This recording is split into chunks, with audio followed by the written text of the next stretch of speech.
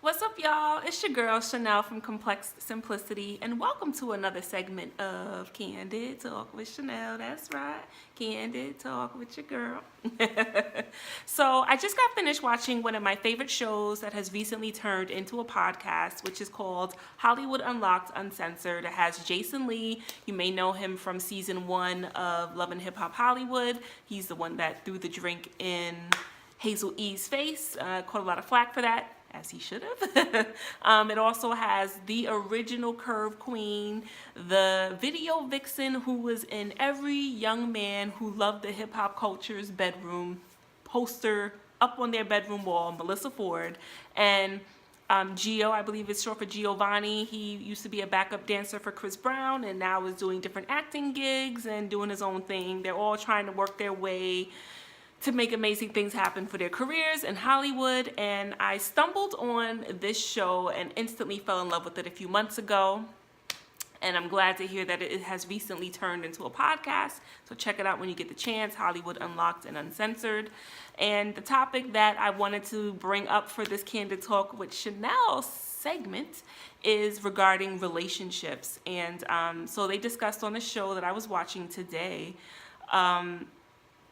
the old adage that we always hear when you're going through a tough breakup, when you've either been dumped or you might have dumped that person you were with for some time. It's hard, it's uncomfortable, it's difficult.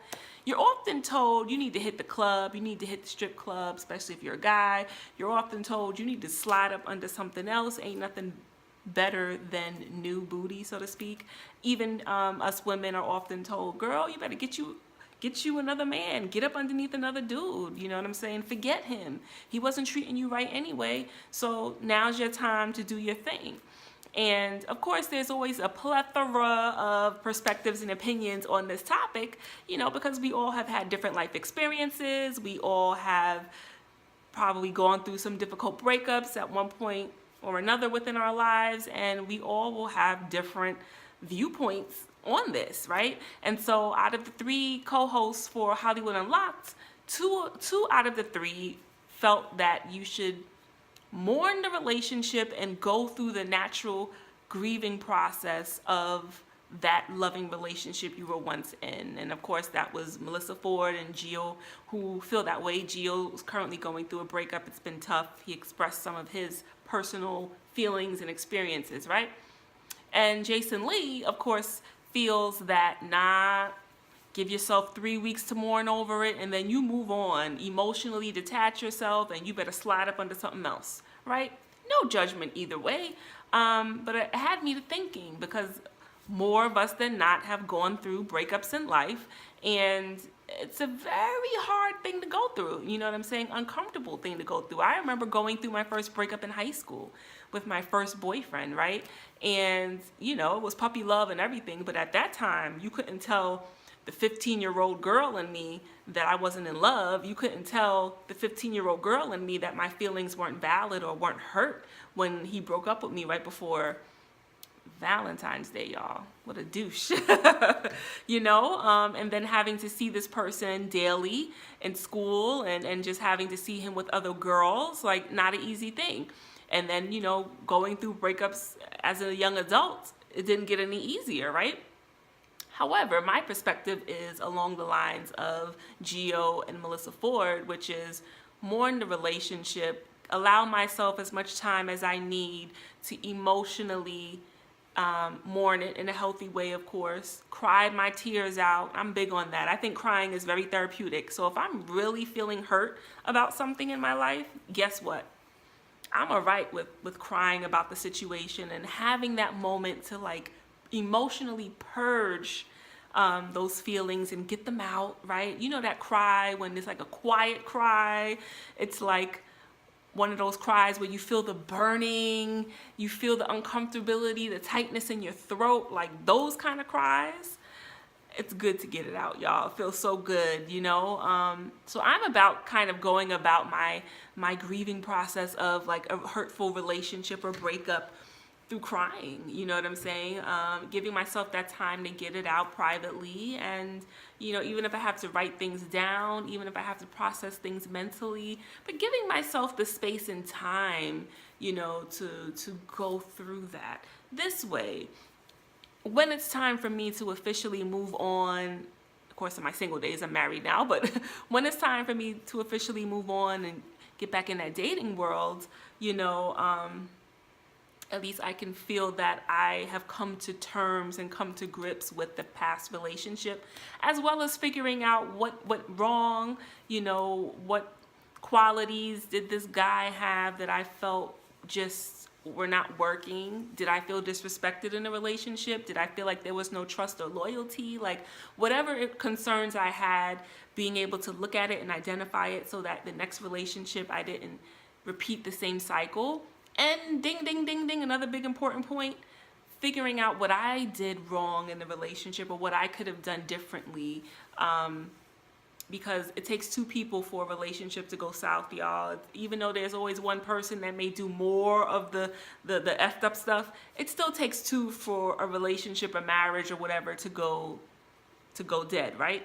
And so I think it's also very important, just as important, to figure out what you might have contributed that didn't help the relationship, so that you don't repeat that cycle and bring it into the next relationship. So that's why I'm with Melissa Ford and Gio as far as going through the natural process, the grieving process. You do know there are 5 stages of that. And grieving process is not just for when a loved one literally passes away. It's also for the end of any kind of relationship that could be uber hurtful, whether it's a friendship, whether it's a marriage, whether it's a significant relationship, because it's almost as if the person has died. That's kind of what the heart and the mind feels when things go south, right?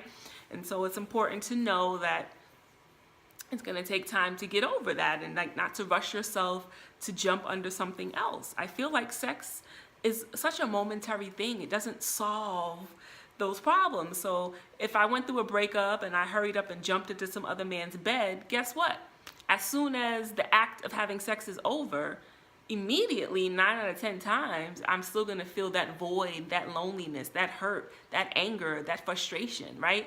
It's not going to make me completely forget about this other person who I was madly in love with, or who I shared time of my life with, so to speak. You know what I'm saying? And so I kind of wish that we would kind of not always put that out there, like, it's all right, just get up under a new man, just get you another girl.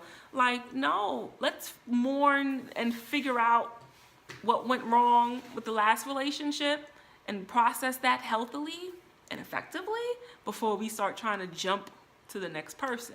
Because 9 out of 10 times, that rebound person, that rebound guy, that rebound girl, they may actually be looking for more and want more. It's very few people, if we're keeping it 100% real, it's very few people who are upfront from the jump to say, you know what, I'm not ready for anything. This is just a physical thing. This, you know what it is, or you know what time it is. Very few people are gonna just be that upfront from Jump Street. I feel like there are more of us that would actually lead other people on in the midst of our mess. Why? Because we have this selfish need at times to have that person, to feel like you have that companionship, that you have that physical person around you, that person that could help distract you from what you're really needing to deal with. I do know a few people out here who would be like, I'm gonna keep it real with you, it ain't never gonna be nothing more than what it is. But there's very few people out there that are that bold and that real. So those are my reasons why I wouldn't just jump under a new guy if, when I went through past breakups, or God forbid if things weren't to work out with my husband and I, right? I would need, especially with a marriage, I would need the time to woosah and caca and process it all, right? So let me know what your thoughts are about that. Do you agree that you need to get up under something else? Or do you agree more so with me? Like, nah, I'm gonna give myself time to heal and, to figure things out, right? So that I don't make the same mistakes or accept same types of behavioral patterns and treatment in the next relationship, right? And so that brings me to my second question, which is around the topic of relationships. And I have a lot of amazing single people around me that I know in life in general. And I feel that at times they stand in their own way with being able to be in a relationship, right? A healthy one. And I know that we all have our mental lists. Some of us may even write down a literal list of qualities, characteristics, and attributes that we feel we want in a significant other or in a spouse, right? And I get it. I feel like we should be very clear on knowing our wants. I feel like we should also be very clear on knowing what we need. Sometimes I feel like there's more attention given to what we want than what we actually really need in a spouse or significant other. Sometimes our wants are not our needs, and that could be something that's misconstrued. And I also feel like there's certain non-negotiables that we do have on our lists, such as being with someone who's going to be respectful of you, being with someone who's going to be loyal to you, being with someone who, you know, is not going to abuse you. I get it. There are certain characteristics we have on our list, certain must-haves that are non-negotiable, and I'm 100% with that. I definitely had my own mental non-negotiable list as well when I was single, right? But then there are also other things that some of us may feel are non-negotiable that really are not that serious, right? There are certain qualities that if you didn't have it, it wouldn't necessarily hurt your relationship or your marriage, right? When you think of being in a relationship or being in a marriage, it's about building a life with someone, right? It's about making the daily decision every day to do life with someone and to respect whatever both parties feel should be what is upheld in the marriage or the relationship, what is going to be the center or the nucleus of the relationship, right? But I feel like with a lot of single people that I know, including some of my girlfriends and even some of my male friends, it's like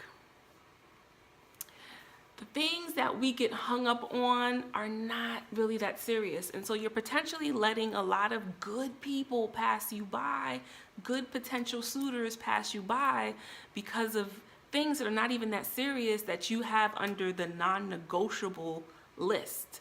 And a lot of times I feel like a lot of the physical attributes fall under that. Now, I'm not saying to be with someone or anyone that you're not physically attracted to. I'm not saying that.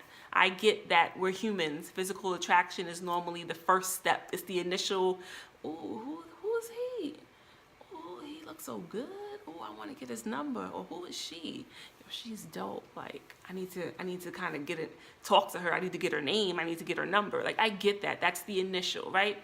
But I feel like if we stick to a certain physical type, you may miss out on who you're supposed to be with. Because guess what? 9 out of 10 times, most of us, married folk, didn't always end up with our physical types, right? And I always use myself in this example. I love them tall and dark with dark Caesar haircuts. I want someone who is light-skinned, bald-headed, and my height, right? And I am attracted to him. I love him the same. You know what I'm saying? Like, so it's like certain things can be negotiable. Don't put yourself in this box of it has to, he has to, she has to, they have to have these things, because you could find yourself being single for a very long time out here, you know, and we can stand in our own way. Let's not get anything twisted. I've heard all kinds of things from some of my girlfriends, and I used to tell them, listen, is that what's going to sustain a marriage? Is that something that's needed to sustain a marriage? If you feel like these are qualities that are needed to sustain any relationship or marriage, then I can't argue with you about that. But if I can tell you on the outside looking in, if you're hell-bent on this particular attribute, girl, that's not what's going to keep a marriage going anyway. Like, so that should be something that could be compromised or negotiated. It shouldn't be something that is a must-have, you know, whereas loyalty, respect, you know what I'm saying, someone who's not going to beat your behind or beat your ass, that is something that's not negotiable if we're keeping it real, right? So, just my thoughts. What are your thoughts on that? Do you have these mental lists or even physical lists that you have written down or that you have put in the notes section of your iPhone or your Galaxy phone or whatever may have you? Do you feel like you have things on your list where you're like, dag, why can't I meet this right guy? Or why can't I meet this right girl? Like, what's going on? Do you feel like there's some things on your list that are actually not quite must-haves, can be negotiable, not that serious? Do you have enough things that you do feel are must-haves? Do you know what you need? Not just what you want. Do you know what you need in a significant other, right? Do you know yourself enough to know what you need? Just throwing it out there. I thought it would be great for this segment of Candid Talk with Chanel. Comment underneath this vlog. Let your girl know. Don't be shy. Continue to rock with me by going to complexedsimplicity.com. And until next time.